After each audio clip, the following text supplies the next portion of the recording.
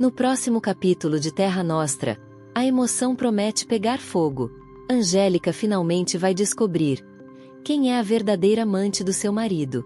Mas o desfecho dessa história vai ser completamente inesperado.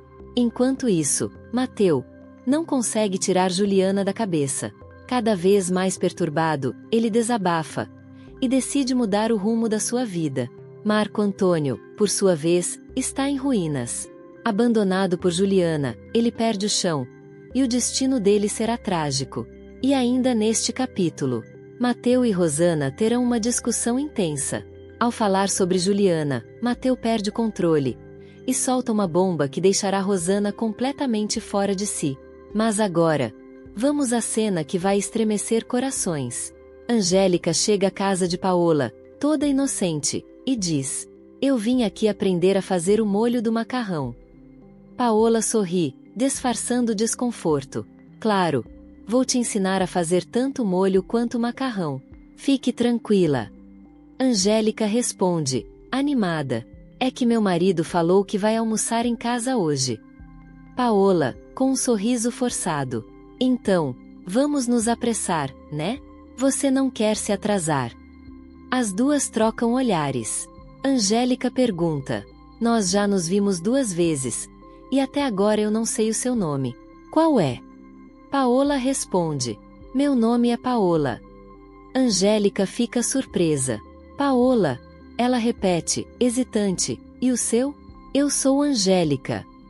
As duas se encaram profundamente. Paola, espantada, murmura: "Você é a mulher do Dr. Augusto?" Angélica, com o coração disparado, responde: "E você? É a outra, a amante." Paola sorri, amarga. "A outra, amante, mulher, que diferença faz?" Angélica suspira: Você tem razão." Paola balança a cabeça, incrédula: "Eu não posso acreditar que eu tô aqui te ensinando a fazer o meu próprio molho."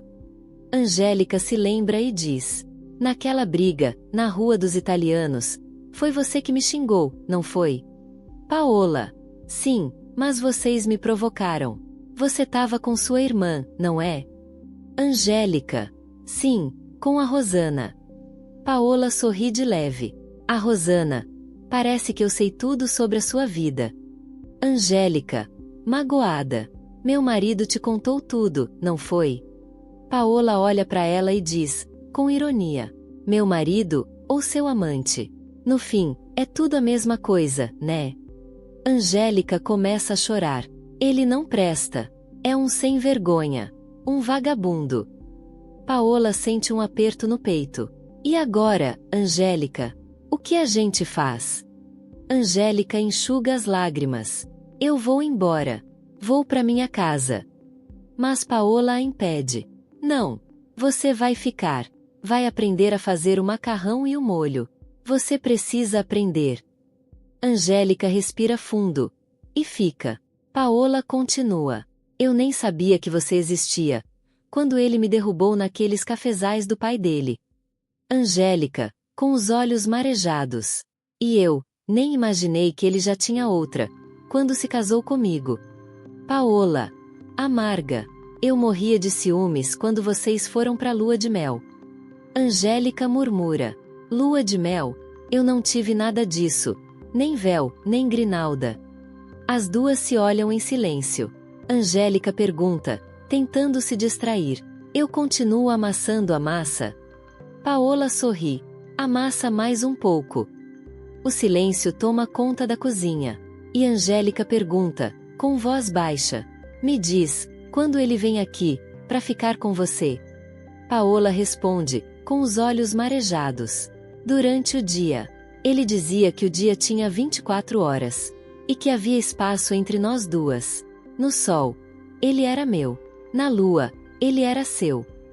Angélica, com os olhos marejados, diz: É por isso que ele nunca aparecia em casa durante o dia. Meu Deus do céu." Paola baixa a cabeça e responde: "E nem aqui de noite. Só de vez em quando." Angélica fica completamente destruída. "E agora, Paola, o que a gente vai fazer?" Paola apenas suspira. As duas ficam em silêncio, como se o tempo tivesse parado. Enquanto isso, na casa de Maria, Rosana conversa com a mãe, tentando disfarçar a preocupação. Eu já te falei, mamãe, a Angélica está bem. Maria pergunta, desconfiada. E o marido dela? Será que ele já resolveu aquele problema com a italiana que ele tinha? Rosana responde, meio sem graça. Angélica disse que ele se acalmou, depois que papai conversou com ele. Maria comenta, tomara que ele tenha tomado vergonha na cara. Rosana tenta mudar o tom. Ela está sabendo defender o casamento dela. Aliás, disse que tem a senhora como exemplo de mulher. Maria se espanta. Exemplo? Do que você está falando, menina? Rosana rebate, sem pensar duas vezes. Da história do papai, com as negrinhas. A senhora sempre soube lidar, e nunca falou nada. Maria fica em silêncio por um instante. Depois suspira fundo. Então, imagino a mágoa que a minha pobre filha deve estar sentindo. Rosana responde, firme, mas ela vai saber preservar o casamento dela. Assim como a senhora preservou o seu. A família vem em primeiro lugar, não é mesmo, mamãe? Maria confirma, com olhar sério. É assim que deve ser. Rosana completa. É por isso que eu estava disposta a criar o filho do meu marido com aquela maldita italiana. Mas, por outro lado, ainda bem que ele não encontrou o filho dele. Enquanto isso, Mateu desabafa com Bartolo. Com o rosto aflito, ele diz: eu preciso encontrar a Juliana e trazê-la de volta, capite? Bartolo encara, preocupado. Você vai fazer uma loucura na sua vida, Mateu. Mateu respira fundo e responde: eu não posso mais viver longe dela. Preciso tirá-la de perto daquele marido, daquela família maldita. Bartolo tenta argumentar. Mas, ela ainda está casada, Mateu. Mateu rebate, com dor nos olhos. Ela pode até estar. Mas eu tenho medo, Bartolo. Medo de que eles a levem de volta para dentro daquela casa. Ela me ama, Bartolo. Ela me ama. Mas está sozinha, lavando roupa para sobreviver. Bartolo balança a cabeça, preocupado. Você está ficando louco, rapaz. Mateu passa as mãos no rosto, sem forças. Eu sei. Mas eu preciso fazer alguma coisa. Eu não aguento mais viver assim. Enquanto isso, pelas ruas de São Paulo, Paola caminha ao lado de Angélica, como se fossem velhas amigas. Angélica carrega uma travessa com o macarrão que prepararam juntas. As duas andam em silêncio, até chegarem à casa de Angélica. Ao entrar, Paola observa cada detalhe, cada canto da casa. Angélica sorri, tentando disfarçar a tensão. Então, Paola, é aqui que eu moro. Paola continua olhando ao redor e responde: é uma casa bonita, cheia de vida. As duas seguem até a cozinha. Paola diz, com um leve sorriso: eu vou te ensinar a fazer o molho direitinho. Angélica, nervosa, apressa. Eu preciso que você se apresse, Paola. Meu marido já está chegando. Enquanto isso, na fazenda, Gomercindo conversa com o genro sobre os negócios e os problemas com os anarquistas. Ele diz, desconfiado: quando você chegou aqui, Mateu, eu cheguei a pensar que você fosse um deles. Mateu responde, firme: mas o senhor me obrigou a me casar com sua filha. Gomercindo desvia o olhar. Não quero me lembrar disso.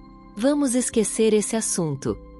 Depois de uma pausa, ele encara Mateu e diz: sabe, eu aprendi a gostar de você, rapaz. Você é um homem bom. Mateu sorri, emocionado. E eu aprendi a respeitar o senhor, Gomercindo. Os dois se olham com respeito mútuo. Gomercindo diz, quase sorrindo: no fim, a gente acabou se entendendo bem, não é mesmo? Mateu responde com sinceridade: é vero. Gomercindo respira fundo.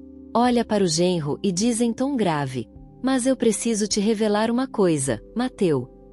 Gomercindo olha para Mateu com um olhar pesado e diz, com firmeza: eu não gosto daquele meu genro, aquele doutor Augusto. doutorzinho de merda. E você já deve saber o porquê, não é mesmo? Mateu respira fundo e responde: imagino, meu sogro. Eu não sou cego para não perceber que aquele traste só se casou com sua filha pensando no que vai herdar, quando o senhor não estiver mais aqui. Gomercindo balança a cabeça. Amargo. Você tem razão, Mateu. Mateu pergunta: foi o senhor quem arranjou o casamento da Angélica? Gomercindo suspira e diz: um pai também pode errar, não pode? Mas eu nunca imaginei que ele já tivesse outra. Quando combinamos o casamento entre ele, eu e o pai dele. Ele continua, revoltado. Nas vésperas do casamento, aquele canalha montou uma casa para amante, em São Paulo. E o pai dele sabia de tudo. Tanto sabia, que deu parte de uma das fazendas pro pai da moça, para acertar a vida do filho. Mateu fica chocado e pergunta: e o que o senhor pretende fazer agora? Gomercindo olha fixamente nos olhos dele e solta a bomba. Eu vou deserdar a minha filha. Não vou deixar um só pé de café para ele. Vou tirá-la do meu testamento. Mateu arregala os olhos, sem acreditar. Mas, seu Gomercindo, e a Angélica? Vai ficar desamparada? Gomercindo responde, firme: ela não vai ficar sem nada. Mas todas as minhas fazendas vão ficar para você, para Rosana, e pros netos que vocês vão me dar. Mateu fica sem reação. O coração dispara. Ele mal consegue esconder o desespero. Afinal, já não pretende continuar com Rosana. Enquanto isso, na casa de Angélica, ela e Paola ainda estão juntas, terminando o macarrão. Angélica diz, apressada: meu marido já está chegando. Eu preciso que você vá embora, Paola. Paola a encara com ternura.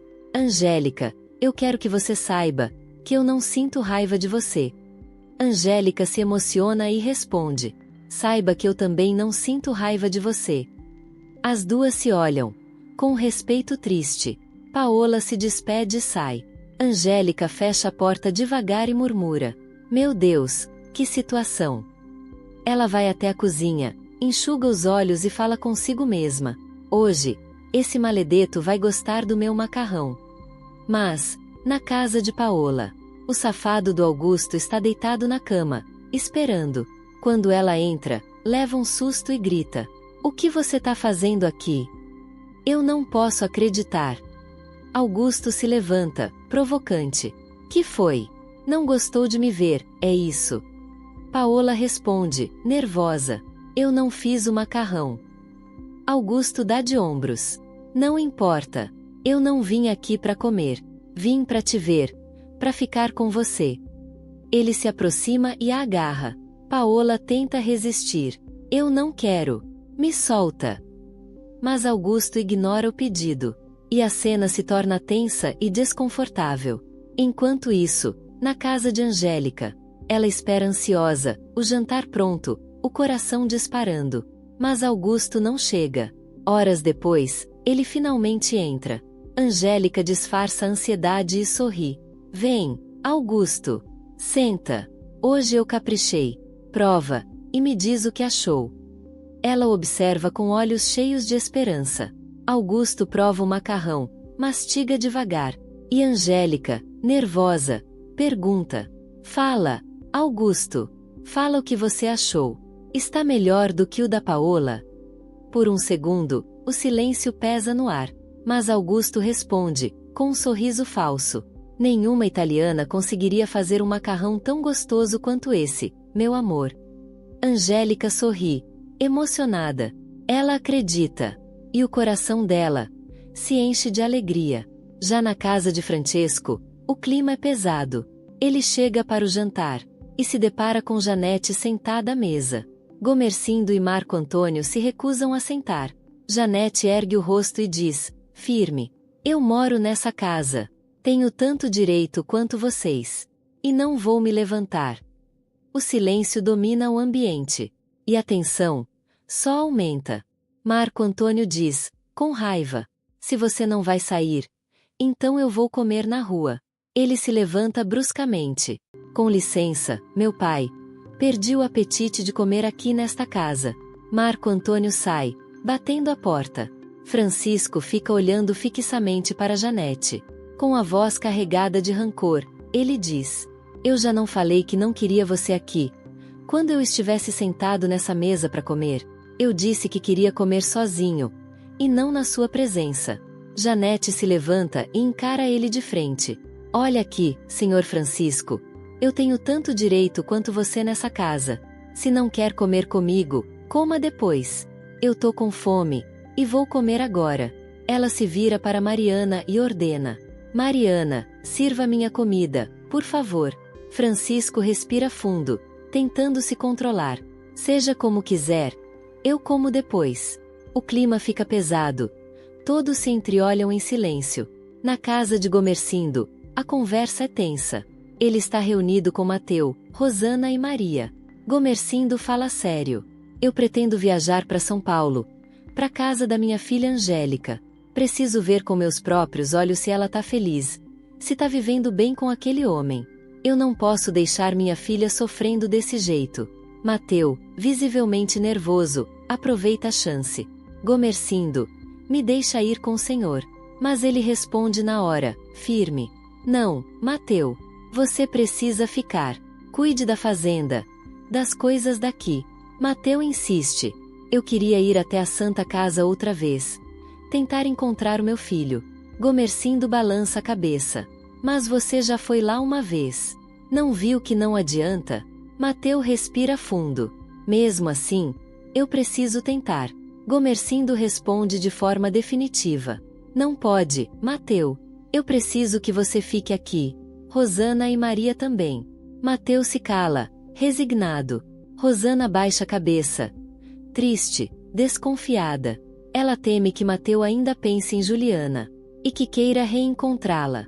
Maria então fala, com a voz trêmula: por favor, se minha filha não estiver feliz, traga ela de volta. Eu não quero que ela viva triste daquele jeito. Gomercindo concorda. Pode deixar, Maria. Eu vou trazê-la de volta se for preciso. Talvez ela queira ser freira outra vez, não é? Maria suspira e diz: melhor uma filha solteira e viva, do que uma filha sofrendo calada. Ela se levanta lentamente. Eu vou me deitar. Boa noite a todos. Mais tarde, Marco Antônio, completamente bêbado, tenta voltar para casa. Tropeça, quase cai, e se segura nas paredes. Entra cambaleando, tentando não fazer barulho, mas acaba derrubando uma garrafa. Janete desce as escadas e o vê. Marco percebe o olhar dela. Com a voz alterada, ele grita: que foi, mãe? Tá me olhando com essa cara por quê? Janete diz, triste: bebendo de novo, meu filho? Voltou para essa vida? Ele ri, amargo. Sim, graças à senhora. E sabe o que mais? Eu vou lhe fazer um brinde. Ele levanta o copo e diz, com ironia: que a senhora viva muito, muito mesmo, para ver com seus próprios olhos o que fez com seu filho. Que veja ele se acabar, dia após dia. Ele bebe de um gole só, olhando fixamente para a mãe. Vamos brindar, mãe, para que a senhora tenha vida longa, e veja seu filho se afundando, até o fundo do poço. Silêncio. A música sobe, triste, cortante. No dia seguinte, Paola vai ao banco para fazer um novo depósito. Lá, ela encontra Francisco. Ela pergunta, gentil: e o seu filho? Por que não veio hoje? Francisco responde: ele não estava bem. Paola suspira. Que pena. Curioso, Francisco pergunta, com um leve sorriso: com todo respeito, a senhora é casada, dona Paola? Ela olha para ele, firme, e responde: não, sou uma mulher livre. Paola olha para Francesco e pergunta, com um sorriso: e o senhor, seu Francesco, está bem? Francisco dá um meio sorriso e responde: mais morto do que vivo, minha cara. Paola ri, encantada. Imagina, um homem como o senhor, mais morto do que vivo? Os dois trocam olhares intensos. Paola não disfarça o interesse. E Francesco, lisonjeado, sorri com um brilho no olhar. Na casa de Francesco, Marco Antônio está cada vez pior. Deitado, sem forças, ele mal consegue abrir os olhos. A pedido de Janete, Mariana sobe até o quarto e tenta acordá-lo.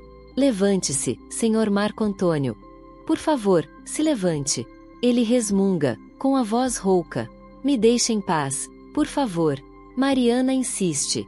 Já é meio-dia, meu senhor. Vai dormir até que horas?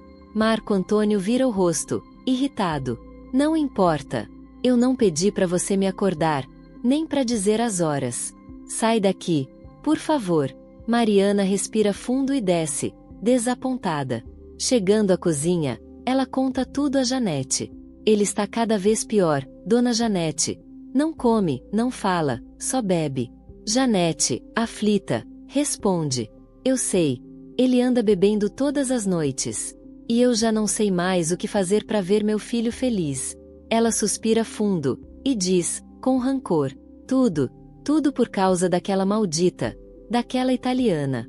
No dia seguinte, Gomercindo finalmente volta de viagem. Ele chega cansado, mas com boas notícias. Precisei ficar uns dias na casa da Angélica. Explica. Tinha algumas coisas para resolver no banco. E em outros lugares. Maria pergunta, ansiosa. E então? Minha filha está bem? Gomercindo sorri. Está sim. E disse que não pretende se divorciar do marido. Rosana comemora. Que notícia boa, papai. Eu falei para mamãe que ela sabia cuidar do casamento dela. Gomercindo continua. Animado. E tem mais uma surpresa. Maria pergunta, curiosa. Conte logo, homem. O que está acontecendo? Ele diz, emocionado. Vamos ter mais um neto. Angélica está esperando um bebê. Rosana dá um grito de alegria. Meu Deus! Que notícia maravilhosa! Maria leva a mão ao peito, radiante. Não posso acreditar. Quanta alegria! A minha Angélica, grávida. Mas Gomercindo